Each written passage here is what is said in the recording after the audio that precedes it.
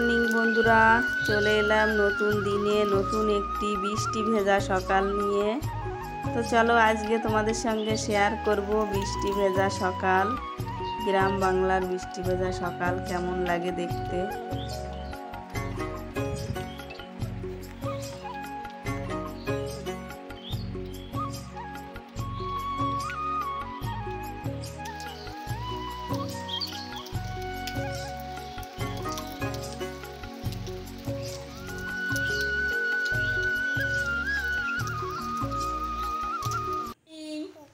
বলো good morning. কই বলো বলো বন্ধুদের বলো গুড মর্নিং।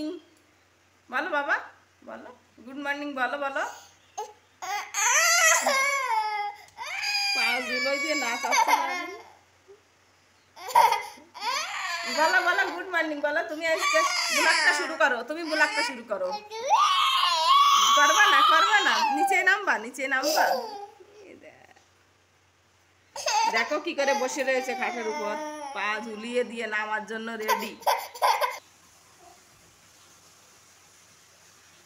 এদিকে এদিকে পড়ে যাবা বাবা, যাই না বাথরুমে পড়ে যাবা।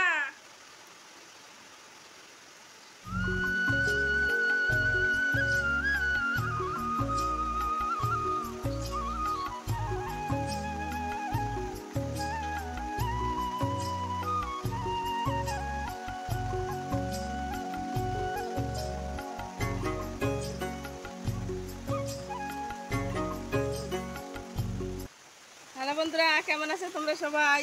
আশা করি ভালোই আছো, আর তোমাদের আশীর্বাদে ভালোবাসায় আমরাও ভালো আছি। তো এসি ফ্যামিলি ব্লগে তোমাদের সবাইকে অনেক অনেক স্বাগত ও ভালোবাসা জানিয়ে শুরু করলাম আজকে নতুন একটি ব্লগ, বৃষ্টি ভেজা সকাল। তো এখন বাজে সকাল 8টা বেজে গেছে, 8টা বাজে। তো আজকে না সারা রাত বৃষ্টি হয়েছে, আর এখন 8টা বাজে তবুও দেখো বৃষ্টি বন্ধ হয়নি, এখন বৃষ্টি হয়েই যাচ্ছে। তো বেশি ভালো রয়েছি বৃষ্টি হওয়ার কারণে, তার কারণ প্রচণ্ড গরম ছিল, প্রচণ্ড গরম। এখন বেশ ঠান্ডা ঠান্ডা হয়ে গেছে, গরম আর নেই, সেজন্য বেশি ভালো আছি। আর একটা দিক ভেবে খারাপ লাগছে, ও বাড়িতে যেতে পারছি না, ছেলে মেয়ে নিয়ে ও বাড়িতে যেতে দিচ্ছে না, বলছে ওই কাদার মধ্যে যেতে হবে না, ছেলে গিয়েও খুব বিরক্ত করবে, থাকতে চাইবে না, সেজন্য মা বলছে ও বাড়িতে যাওয়া লাগবে না। দেখো ছাতাটা ফুটো ছাতা, জল পড়ছে আমার মাথায়, নাকে মুখে চলে আসছে জল পড়ে। তো সকালবেলা বাসি কাজকর্ম হয়ে গেছে, ঘর ঝাড়ু লাগানো, থালা বাসন টাসন এগুলো ধুয়ে নিয়েছি। তো মা বলছে এখন রুটি করতে, বলছে সকাল সকাল রুটি করো। মায়ের হাতে ব্যথার জন্য নিজেও রুটি বানিয়ে খেতে পারে না, তো বলছে আজকে রুটি বানাও সকাল সকাল। তো খুব জোরেই বৃষ্টিটা হচ্ছে। তো চলো এখন নিচে যাই, গিয়ে দেখি কি করছে ছেলে। ঘুম থেকে উঠে পড়েছে সেই 5টার সময়, ওকেও দুধটা গরম করে খাইয়ে দিয়েছি, আর দুটো বিস্কুট খেয়েছে। আমি তো ভিজেই যাচ্ছি, এই যে দেখো মাথায় জল পড়ে কি অবস্থা হয়ে গেছে, দেখতে পাচ্ছ? এই যে তোমাদের সঙ্গে শেয়ার করার জন্য বৃষ্টি ভেজা সকালটা, তা আমিও ভিজে গেলাম। চলো এখন যাই। তো আমি নিচে এসে এই যে দেখো আটা মেখে নিয়েছি, এখন রুটি করব, সেই জন্য তো আটা মাখা হয়ে গেছে। তো জানো তো রান্নাঘরে বৃষ্টি পড়ছে, কিভাবে জানি না রুটিগুলো বানাবো। তো এইখানে নিয়ে দেখো এই যে রেখে দিয়েছি আটার ড্রাম, আর রুটি বানানো বেলেন টেলেন সব কিছু নিয়ে এসেছি, ঘরেই থাকে ওগুলো। তো এই যে দেখো জল পড়ছে, দরজার ওইখান দিয়ে জল পড়ছে। তো এখন তো ভিজে ভিজে যেতে হবে রান্নাঘরে। তো রান্নাঘরে তো চলে এসেছি, আর এই যে দেখো এখন রুটি বানাচ্ছি, কিন্তু বৃষ্টি ওই যে দেখো পড়ছে, ছিটে ছিটে চলে আসছে বৃষ্টি রান্নাঘর অবধি। তো একটা কাকিমা এসেছে মায়ের সঙ্গে দেখা করতে, তো ওনাকে বললাম ঘরে যেতে। আর এই যে দেখো ফুলকো ফুলকো রুটি বানিয়ে নিচ্ছি, বৃষ্টির মধ্যে ফুলকো ফুলকো রুটি। তো রুটি আর হচ্ছে খাওয়া হবে কি বলে কলা দিয়ে।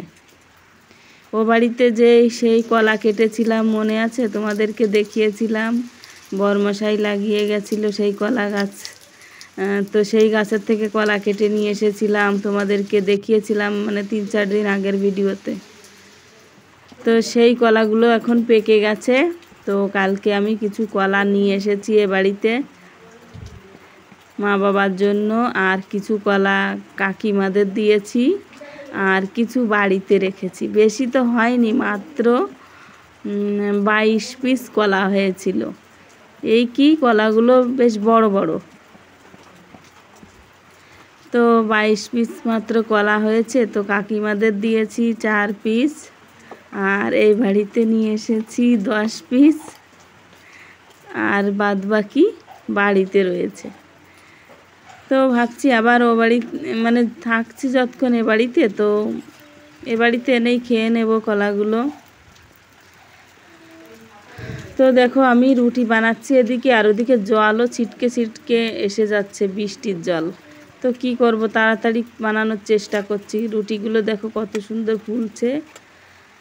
আর ওদিকে কাঁঠালও কেটে নিয়ে এসেছে বাবা, কাঁঠাল কেটে নিয়ে রেখেছে। ও কাঁঠাল দিয়ে কলা দিয়ে এগুলো দিয়ে খাবে। আমও রয়েছে ঘরে। যাই হোক, যাই দিয়ে হোক খাওয়া হবে সকালবেলা। মা বলল রুটি করতে, তো করলাম। তো দেখো এই যে বৃষ্টিতে ভিজে যাচ্ছে। বৃষ্টির দিনে ভালোই লাগে, তাই না বলো? যদি ভালো ঘর দুয়ার হয় তাহলে। এই যে দেখো সেই কলাগুলো, এই যে তেমন হলুদ হয়নি, কিন্তু কলাগুলো কালারটা অন্যরকম হয়ে গেছে। তখন ওই দিয়ে কলা দিয়ে খাওয়া দাওয়া হলো, সবাই খাওয়া দাওয়া করে নিয়েছি। আর এখন দেখো ওই যে রান্না হবে এগুলো। মা পেঁপে নিয়ে এসেছে গাছের থেকে, পেঁপে কেটে নিয়েছি, তরকারি করব বাটা মাছ দিয়ে। আর হচ্ছে এই যে কলার খোসা বাটা করব, আর ওই যে টক শাক দেখতে পেলে টক শাক রান্না করব। এই যে এখন চলে এসেছি রান্নাঘরে রান্না করতে। তো এই যে দেখো রান্নাটা বসিয়ে দিয়েছি।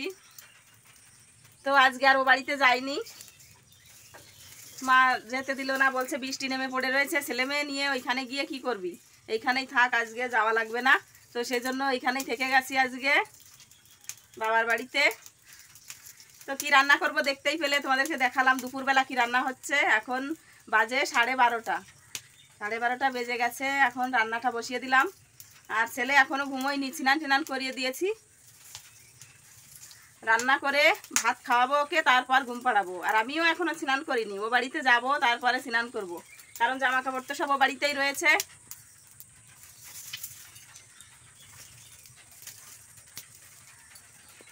চলো এখন রান্না বান্না করি। তো এই যে দেখো কড়াইটা গরম করে তেল দিয়ে দিয়েছি, আর এখন বাটা মাছগুলো ভালো করে লাল লাল করে ভেজে নেব। তো চলো তোমাদের সঙ্গে পেঁপের তরকারি রান্না করাটা শেয়ার করি, আমি কিভাবে পেঁপের তরকারি রান্না করি। তো মাছগুলো আমি প্রথমে ভালো করে লাল লাল করে ভেজে নেব। তো এই যে দেখো একটা পাশ হয়ে গেছে ভাজা, তো আর একটা পাশও ভেজে নিচ্ছি। তো মাছগুলো ফ্রিজে রাখা ছিল, তো প্রথমে আমি মাছগুলো বের করে জল দিয়ে রেখেছিলাম, একদম জমেছিল বরফ হয়ে। তো মাছগুলো ভাজা হয়ে গেছে। আর এই যে দেখো কিছু জিরা ভেজে রেখেছি তরকারিতে বেটে দেওয়ার জন্য, আর কিছু দিয়ে সোমবার দিয়ে দিলাম। 1 সোমবারা দিচ্ছি আজকে তরকারিটা, 2 বার দিচ্ছি না। তো একবার দিলে বেশ, মানে কোনো কোনো তরকারি একবার সোমবার দিলে ভালো হয়। তো দেখো পরিমাণ মতন লবণ হলুদ দিয়ে দিয়েছি, দিয়ে বেশ ভালো করে পেঁপেটা ভেজে নেব। আর এই যে লঙ্কা রেখেছি, লঙ্কাগুলো এখন শিল নোড়ায় বেটে দেব। তো বন্ধুরা আমার তো স্ট্যান্ড নেই, সেই জন্য তোমাদের সঙ্গে আমার ইচ্ছে মতন শেয়ার করতেও পারি না। হাতে ধরে ধরে আমাকে ভিডিওগুলো করতে হয়, শেয়ার করতে হয়। মাছগুলো দেখো লাল লাল করে ভেজে নিয়েছি, বাটা মাছ। তো যে কোনো মাছ হোক ফ্রিজে রেখে খেলে না ভালো লাগে না, আমার কাছে তো ভালো লাগে না। এখন জানি না তোমাদের কাছে কেমন লাগে, সঙ্গে সঙ্গে এনে রান্না করে খাওয়া আর ফ্রিজে রেখে রেখে রান্না করে খাওয়া ভালো লাগে না। তো দেখো আমি এখন এই যে লঙ্কাটা বেটে নিচ্ছি তরকারিতে দেওয়ার জন্য। তারপর জিরে ভাজা রেখে দিয়েছি এই যে শিলনোড়ার এক পাশে, তো ওগুলো পরে বেটে দেবো। তরকারিটা যখন হয়ে আসবে তো নামানোর আগে আগে দেব, সঙ্গে দেব একটু সামান্য গরম মশলা।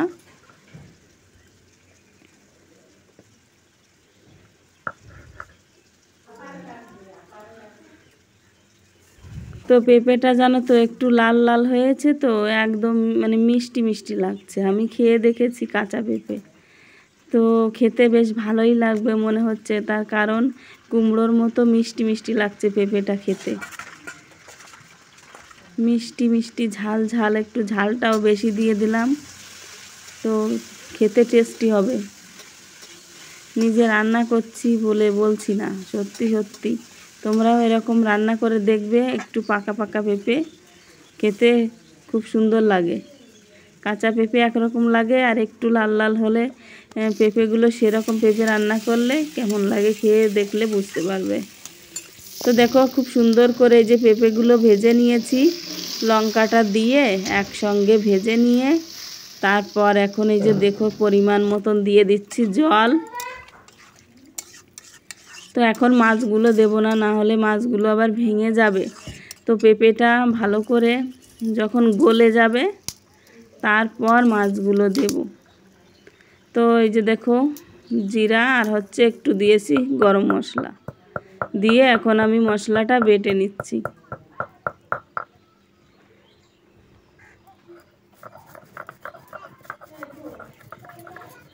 শিলনোড়ায় মশলা বেটে রান্না করার মজাই আলাদা।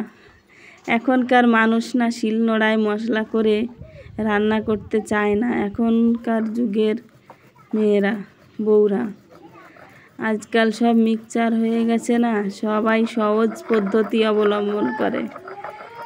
সহজ যদি বিনা কষ্টে যদি কাজটা হয়ে যায় তো কষ্ট কে করতে চায় বলো তো? আজকাল আর কষ্ট কেউ করতে চায় না, কিন্তু এইটা বোঝে না যে কাঠের উনুন শিলনোড়ায় মশলা বেটে সবজি রান্না করার যে অন্যরকম একটা স্বাদ, সেই স্বাদটা পাওয়া যায় না গ্যাসের উনুনে রান্না করলে আর মিক্সচার মেশিনে মশলা পিষে রান্না করলে। তো আমি মশলাটা বেটে রেখে দিয়েছি, এখন দেব না সবজিতে, সবজিটা নামানোর আগে আগেই দেব, না হলে আবার ওর স্বাদটা গন্ধটা থাকবে না। তো দেখো এখন মাছগুলো দিয়ে দিয়েছি, মাছগুলো দিয়ে একটু কিছু সময়ের জন্য ঢেকে দেব। আর এদিকে আমি রসুন ছুলে নিচ্ছি কলার খোসাটা ভাজার জন্য। কাঁচকলার খোসা তো আগের দিন মা রান্না করেছিল কলার তরকারি, সেই খোসাটা ছিল, তো সেটা আজকে আমি বাটা করব। তো তোমরা কে কে খাও কলার খোসা বাটা, কাঁচকলার খোসা বাটা কমেন্ট করে বলো। আমরা খাই, ভালো লাগে খেতে। রসুন দিয়ে আর জিরে সম্বরা দিয়ে খোসাটা ভাজতে হয়, লঙ্কাটা একটু বেশি দিতে হয়।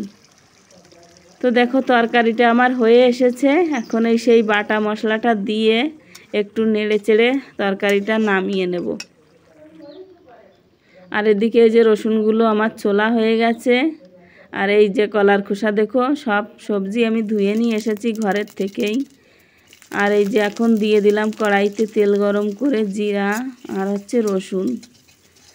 এখন দিয়ে দেবো কলার খোসা আর দিয়ে দেবো লঙ্কা, দেখতে পেলে কতটা লঙ্কা দিয়েছি।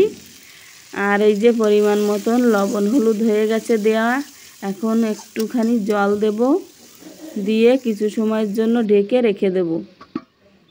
চলো আমার রান্না বান্না হয়ে গেছে। এই যে দেখো এখানে তরকারি, পেঁপের তরকারি বাটা মাছ দিয়ে, আর এখানে রয়েছে কলার খোসা বাটা আর সেই টক।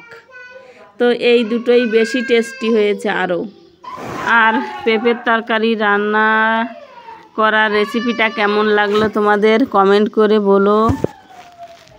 তো সব কটা রান্নাই খুব সুন্দর হয়েছিল। আর এদিকে দেখো, এদিকে আমার ছেলে ঘুমোচ্ছে আর মা বাবা বসে বসে টিভি দেখছে, সবাই এখন ভাত খাবে। তো আমিও এখন ভাত খেতে বসে গেছি, সবার খাওয়া হয়ে গেছে। আমি গেছিলাম ও বাড়িতে স্নান করতে, স্নান করে এসে দেখি সবার খাওয়া দাওয়া হয়ে গেছে। আর ছেলে আমার এখনও ঘুমিয়ে রয়েছে। ছেলে ঘুম থেকে ওঠেনি, তো ভাবছি তাহলে আমি আগে ভাতটা খেয়ে নিই, তারপরে ও ঘুম থেকে উঠলে ওকে খাইয়ে দেব। তো মুরগিগুলোকেও একটু বেশি করে খেতে দিয়ে এসেছি ও বাড়িতে গিয়ে। বারবার তো যেতে পারবো না, সেই জন্য একবার একটু বেশি করে দিয়ে এসেছি। মানে সন্ধ্যা পর্যন্ত খাবে। বাড়িতে কাদা কাদা হয়ে গেছে একদম, সারা দিন বৃষ্টি হচ্ছে, এখনও বাইরে বৃষ্টি পড়ছে। বৃষ্টি একদমই কমছে না। তো জানি না, সবাই বলছে এরকম নাকি 7 দিন থাকবে। তো 7 দিন থাকলে বলো তো বাড়িতে গিয়ে কি করে থাকবো? ছেলে মেয়ে নিয়ে খুব সমস্যার মধ্যে আছি। তো বন্ধুরা, এখন রাত হয়ে গেছে, এখন বাজে রাত 11টা। সবাই শুয়ে পড়েছে, বাইরে এখনও বৃষ্টি হচ্ছে। তো খাওয়া দাওয়া হয়ে গেছে। দুপুরবেলা ওই যে যা কিছু রান্না করেছিলাম সেইগুলো ছিল, তো তাই দিয়েই সবাই খাওয়া দাওয়া করলাম রাতের বেলা। আর কিছু শর্ট ভিডিও করলাম, তো শর্ট ভিডিওগুলো দেখতে পাবে অবশ্যই, এই চ্যানেলেই আপলোড করে দেব। তো বন্ধুরা চলো, ব্লগটি আর বড় করছি না। তো ব্লগটি ভালো লাগলে একটা লাইক করতে ভুলো না, একটা লাইক করে দিও। তো চলো, আজকের মতন এ পর্যন্তই। দেখা হচ্ছে নতুন দিনে নতুন ব্লগের সঙ্গে। টাটা।